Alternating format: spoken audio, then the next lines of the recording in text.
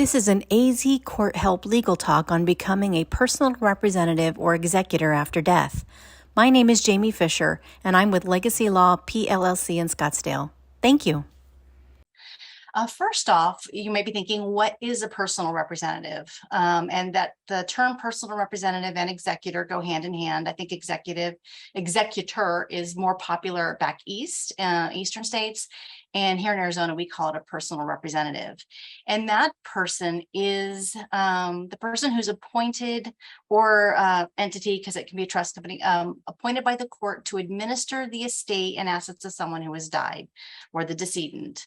The personal representative is responsible for ensuring that the decedent's affairs are taken care of in accordance with their last will, if they have one, or with state law if they died without a will.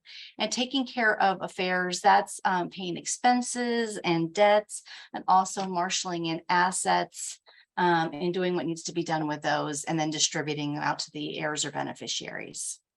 Personal representative, by statute and by the will, there is a priority for people who have the right to serve. So if there is a will, the decedent will have been said to have died testate. That is the term. You'll need to know that for the forms.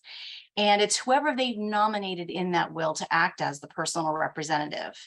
They've got the priority right. And hopefully they have nominated an alternate as well.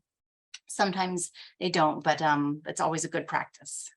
When there's no will, that person is said to have died intestate. And in that case, we look at state law to see who has the right to serve as personal representative. And I've got the statute here for you, Arizona Revised Statutes, or ARS 143203.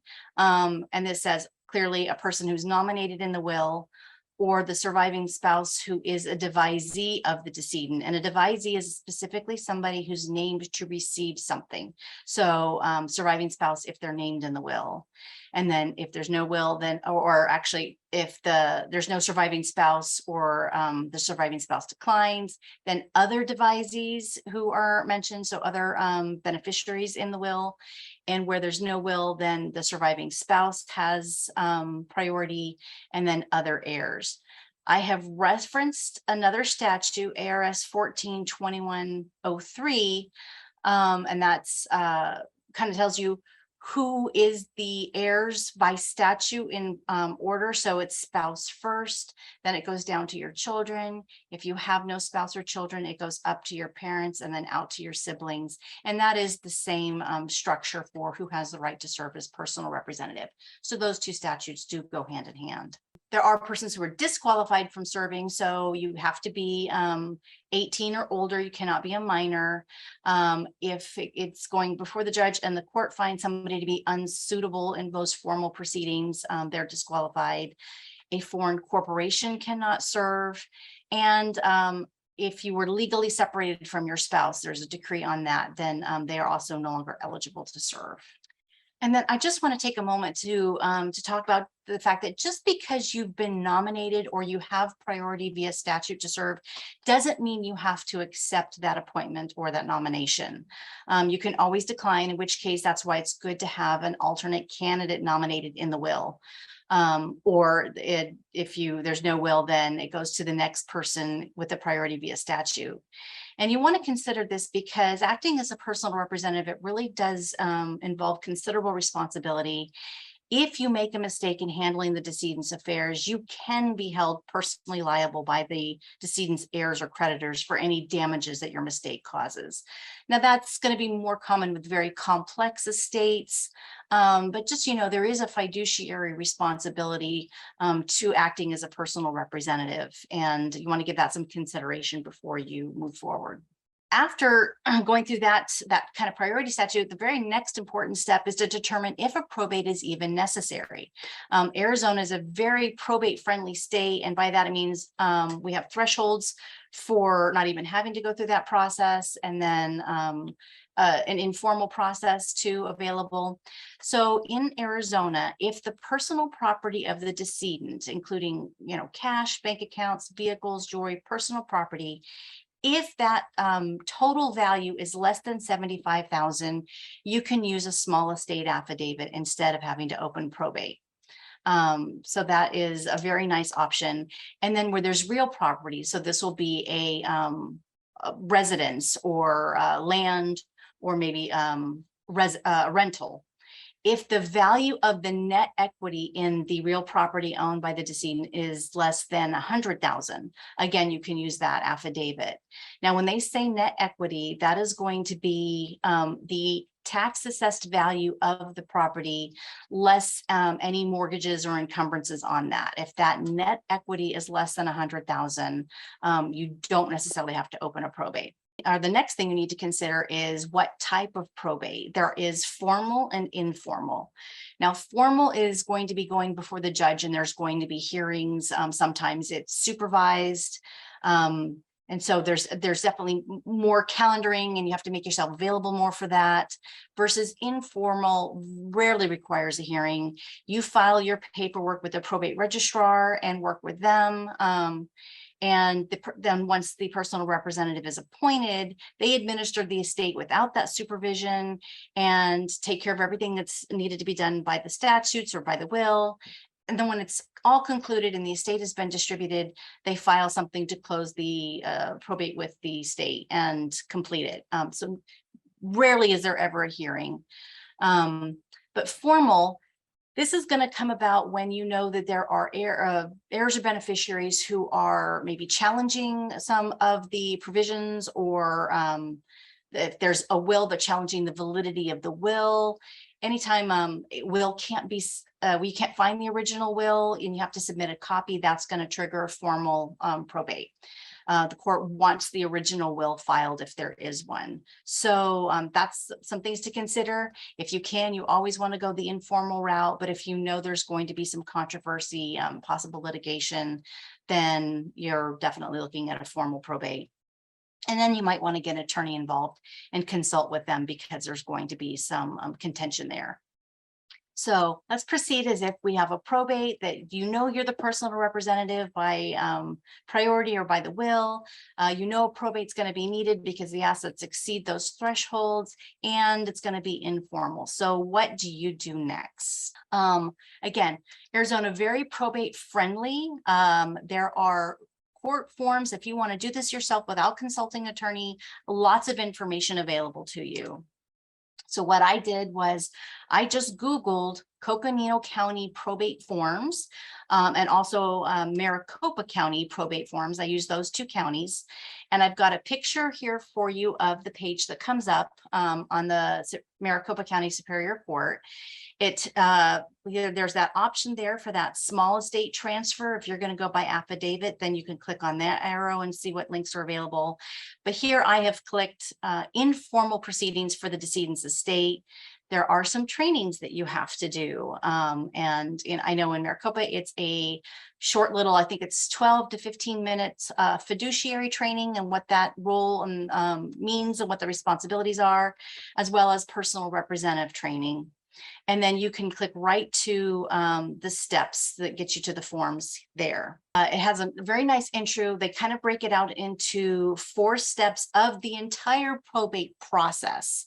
And you can't see number 4 here because that's talking about closing the estate. So that's a topic for another discussion. We're focused here on that application to become the personal representative. So you're going to want to click on that link. And once you do, it gives you options here where you can, like right here, it's showing us the instructions. Right after that is a list of all the forms. But if you click download this packet, it's going to give you everything, all of the instructions and all of the forms that are required. It is a PDF and it is a fillable PDF. So that is awesome. They also have it available in Spanish. So I recommend just going ahead and getting the whole packet because it's going to be everything that you need. And it will guide you through filling that out. And then I've made a list of the forms that are included in that packet. The cover sheet, the probate information form, and that's where we're going to get into some specific information about the decedent. You do have to file certificates that you completed those trainings before you file the probate with the court. There is a waiver of right to appointment and bond. I'll talk about that next briefly. The application for appointment, that's going to be your information as the applicant for personal representative. Notice of application, proof of mailing. Now, when you become the personal representative, you do need to contact the other heirs or beneficiaries and keep them informed. So you are proactively filling out the proof of mailing that you're going to let those people know and on what day you're going to mail them once you've been approved as personal representative. There's the statement of informal appointment. And then the big one that you want is this letter of appointment of personal representative and acceptance. That's what we call your proof that you are the personal representative, is that letters of appointment. And back east, they typically refer to it as letters testamentary. And once the court approves it and files that and stamps that, that is what you are going to show different institutions and entities to prove that you have been appointed as personal representative. So that is the big one. There's also the order to personal representative. That's kind of further instructions for you once you're appointed. And then I mentioned again, those training certificates. So rights, the waivers that I talked about, rights to appointment and waiver of bond. If there's a will and the will says that bond is not required, that you don't have to worry about that. Or if there's no will and all of the beneficiaries approve and each sign a waiver of bond, you do not have to get a bond for the estate. It's kind of an extra additional process becoming bonded. To get that, you have to value the total estate and then get a bond against it. So I'm always recommending it where it looks like it's going to be required that we reach out to all of those heirs or beneficiaries and have them sign that waiver. Also, you may be kind of on equal footing with somebody else for the right to serve as personal representative. So let's say it's a sibling, one of your siblings has passed away and you have another sibling. Well, both of you have priority, equal priority to serve as personal representative. And maybe you both want to do that and you want to look at becoming co-representatives. That'll take, a little bit extra work on the back end because both of you have to prove everything. But maybe just one of you wants that appointment. The other person who has the right to serve needs to sign a waiver of that right, saying that they are declining and they do consent to you being appointed. So those waivers are very important. And sometimes that might not come into play, especially where there's a surviving spouse. But if it is, be aware that you need to get those. Other little tidbits that I want to point out is that when you fill out the forms, you need to fill them all out. I talked about some of those forms that when you're filling it out, you're saying that you've done something you haven't quite done yet, but you still need to provide that to the court and let them stamp it, and then you need to do it immediately. So sometimes that's a little counterintuitive, but fill out all of the forms in the packet if they're required. If you don't need the waivers of bond or the waivers of appointment, then you obviously don't need to fill those out. But definitely fill out all of the other forms. You need to use black ink only, and that is in the instruction packet. They do say that.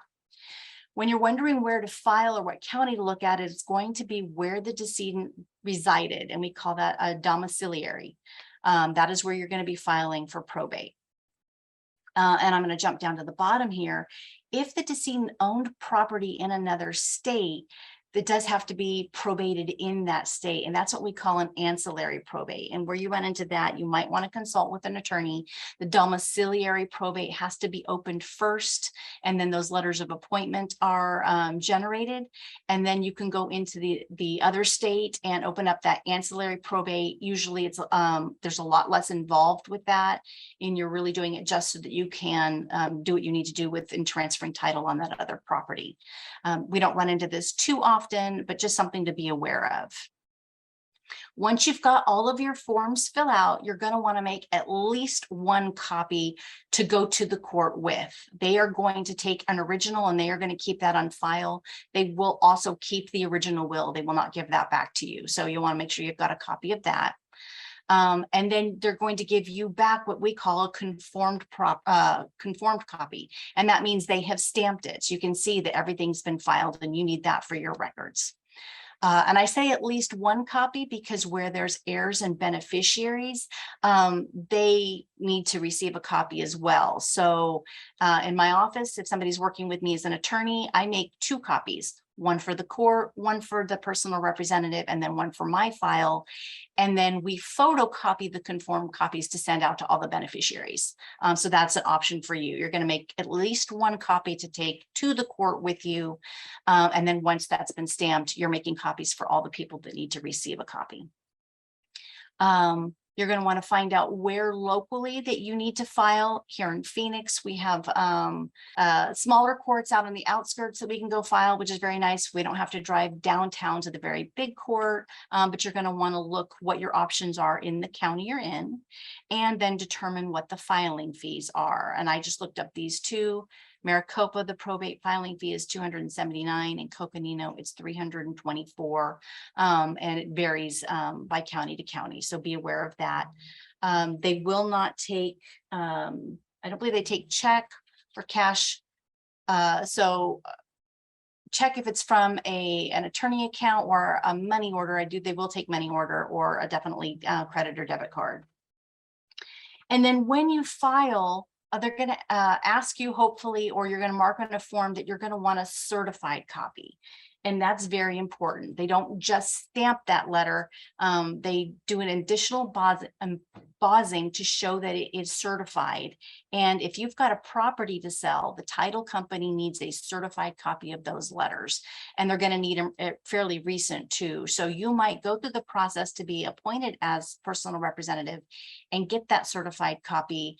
But if it takes you a very long time to sell the property, say, beyond 3 months, the title company is going to ask for you to recertify, which means you're going back to the court and paying an additional $30 just to get an kind of an updated version where they emboss it and sign it. And that's letting title company know and the people that you're working with that nothing has changed, that you still are the court-appointed personal representative. So I always recommend, definitely get 1 copy, and it might be good to get 2 or 3, depending on what you're dealing with the estate. I also wanted to point out for those of you who are potentially faced with serving as a personal representative that the Arizona statutes that governed the probate process, the will process, trust and estates, that is Title 14, and that is all available online for you. So you can Google that, Arizona Revised Statutes Title 14. It'll take you to this page. I just did a screen capture of the top of the page for you. And I find that if there's something I'm looking for, I can usually do Control F and maybe like intestate succession, and it'll take you to the statute, and that's hyperlinked, and that will open up in another window for you. So that is a great resource. There are several things there that you might want to reference. So bear that in mind, that's available online. And then I highlighted just some of the statutes that really govern kind of the day-to-day requirements of the probate, determining who the heirs are other than a surviving spouse and what their share is. That's statute 14-2103, where you have claims against the decedent, that is 3104. And bear in mind, if there's creditors, like if the decedent had a credit card with, Bank of America, they are going to be making a claim against the state, and you do have duties to those creditors that you are aware of. You need to send letters. There's also notice to creditors, and we commonly refer to that as notice to unknown creditors. There might be some out there that you aren't aware of, and there's a statute there that tells you what your obligations are, 143801. That is also part of the probate filings that you're going to want to publish in a legal section of a paper, this notice to creditors. And what it does, it helps kind of set a clock for the statute of limitations. Generally, it's 2 years, but if you publish that notice, it shortens it down to 4 months. So they only have 4 months to make a claim. Some of the duties, I put just this one duty of the personal representative to inform the heirs. That's 143705, but within that range, there are other duties of the personal representative you may need to refer to. And then when you're looking at an estate and you probably have a limited number of assets, but you have expenses and debts that need to be paid, ARS 143805 talks about the priority of those claims. So for instance, any monies that you had to advance at like the probate filing fee, that puts you as a priority creditor of the estate. Those final death expenses, funeral, cremation, burial, that is priority. And then it gets into other categories like secured debt, unsecured debt. So that is a really good statute to refer to and maybe print and have handy. I don't have any other bits to highlight. This was just basically how to become the personal representative. Clearly, there's other things that you need to do once you are personal representative, and that's going to be, you know, marshaling in the assets, paying those creditors, debtors. There is definitely resources available online for you, but if you have any questions, I strongly urge you to consult with an attorney to get those questions answered, and you might decide that you just need their help as well. So just remember that you've got these resources available. The courts make it very, very easy for you, but there is help available if you need it.